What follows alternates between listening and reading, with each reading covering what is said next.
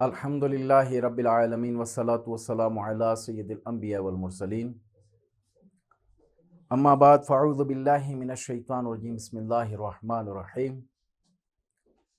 صلی اللہ علی النبی والہ صلی اللہ علیہ وسلم صلاۃ و سلام علیک یا سیدی یا رسول اللہ۔ سب سے مضبوط ترین دماغ، مضبوط ترین شخص وہ ہے کہ جو تنہائی میں بیٹھا رہے لیکن اس کے باوجود اس کے جو وسوسے، اس کے خیالات اس کے کنٹرول میں ہوں، یعنی اس کا دماغ اس کے جو ہے کنٹرول میں رہے۔ کیونکہ بعض اوقات جب بندہ بیٹھا رہتا ہے تنہائی میں تو اس کے دماغ میں ایک طوفان برپا ہوتا ہے وسوسوں کا، اور ہر سیکنڈ کے بعد جو ہے اس کے وسوسے مختلف قسم کی چیزیں جو ہے اس کے دماغ میں چل رہی ہوتی ہیں، اور ہونا یہ چاہیے کہ دماغ انسان کے کنٹرول میں ہو، یعنی وہ اس کا غلام ہو، لیکن اکثریت اس وقت جو ہے ان کی ایسی کیفیات بن چکی ہیں کہ وہ دماغ کے جو ہے غلام بن چکے ہیں، اور وہ وسوسے اس قدر بڑھ چکے ہوتے ہیں کہ لوگ مایوسی میں داخل ہو جاتے ہیں اور چڑچڑاپن یا جو ہے مایوسی کا شکار ہو جاتے ہیں۔ کل ایک بچی آئی، اس نے میٹرک کا ایگزام دیا ہوا تھا، اس کی والدہ اس کے حوالے سے بہت پریشان تھی، کہ یہ بیٹھے بیٹھے اپنے منہ کو جو ہے مارنا شروع کر دیتی ہے، اپنے چہروں کو پیٹنا شروع کر دیتی ہے۔ تو اس بچی سے جب وہ جو ہے میں نے کچھ سوالات کیے تو اس بچی کو میں نے کہا آپ کے دماغ میں وسوسوں کا جو ہے ایک طوفان برپا ہے، ان وسوسوں کو آپ نکال دو، آپ بالکل بہتر ہو جاؤ گی۔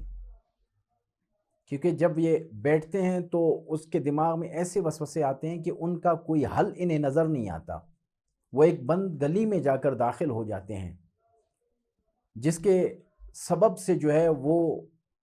چاہے بچہ ہو یا بچی ہو یا بڑے ہوں چھوٹے ہوں، تمام جو بھی شخص ہوتا ہے جب وسوسوں میں وہ داخل ہو جاتا ہے تو اس کی جو ہے جو اپنا دماغ ہے وہ خودکشی کرنے کو چاہتا ہے کہ میں خودکشی کروں۔ اس کا حل یہ ہے کہ آپ اچھی اچھی سوچیں اپنے دماغ میں داخل کریں، بہتر کوئی جو ہے آپ کے دماغ میں ہو۔ ہمارے ہاں حالات کی وجہ سے ایسا ہو چکا ہے کہ ہماری ہر سوچ نیگیٹو ہوتی ہے۔ کوئی اگر مسکرا کے دیکھے تو ہم اس سے لڑ پڑتے ہیں کہ اس نے مجھے تنزیہ دیکھ لیا، کوئی اپنی بات کرے ہم اپنے اوپر لے لیتے ہیں کہ بھائی یہ جو ہے میرے ساتھ جو ہے اس نے یہ بات کی ہے، میرے لیے کی ہے۔ حتیٰ کہ اگر کوئی واٹس ایپ اسٹیٹس رکھ لیتا ہے یا فیس بک اسٹیٹس کوئی رکھ لیتا ہے تو جو بندہ وہ دیکھتا ہے وہ کہتا ہے یار یہ جو ہے اس نے میرے لیے رکھا ہے، پھر وہ اپنے اسٹیٹس پہ جو ہے اس کے خلاف جو ہے وہ لگانا شروع کر دیتا ہے۔ اس قسم کی کیفیت ہماری ہو چکی ہے کیونکہ ہم دماغ کے غلام ہو چکے ہیں، دماغ ہمارا نہیں، ہم دماغ کے غلام ہو چکے ہیں۔ گھر کے اندر بھی اسی طرح بھائیوں کی آپس میں نفرتیں، اور بالخصوص جب شادیاں ہو جاتی ہیں تو اس کے بعد جو ہے حد سے زیادہ جو ہے بھائیوں میں اختلافات پیدا ہو چکتے ہیں، وہی بھائی جو گھر میں اکٹھے رہتے ہیں۔ اس دماغ میں جب بھی برے وسوسے آئیں تو لا حول ولا قوت الا باللہ العلی العظیم پڑھ کر جو ہے اس کو دفع کر دیا کریں، اور بیٹھ کر جو ہے اپنے آپ سے سوالات کیا کریں، یا جو ہے آپ کے جو رہنما ہیں، پیر و مرشد ہیں، اس کے بارے میں جو ہے سوچیں، ان کے تقوی کے بارے میں سوچیں، ان کے جو بیانات ہوتے ہیں ان کے بارے میں سوچیں، تو انشاءاللہ جو ہے آپ اس وسوسوں کی دنیا سے نکل کر حقیقی دنیا میں آپ آ جائیں گے۔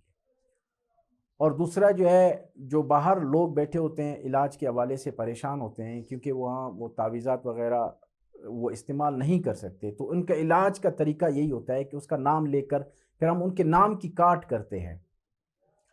اور دوسری صورت جب ہوتی ہے تصویر کی، پھر واٹس ایپ کے ذریعے تصویر جو ہے وہ منگوا کے پھر اس کے اوپر پڑھائی کی جاتی ہے۔ بعض لوگ منع کرتے ہیں کہ تصویروں پہ جو ہے ہم پڑھائی نہیں کروانا چاہتے، تصویر پہ جائز ہے،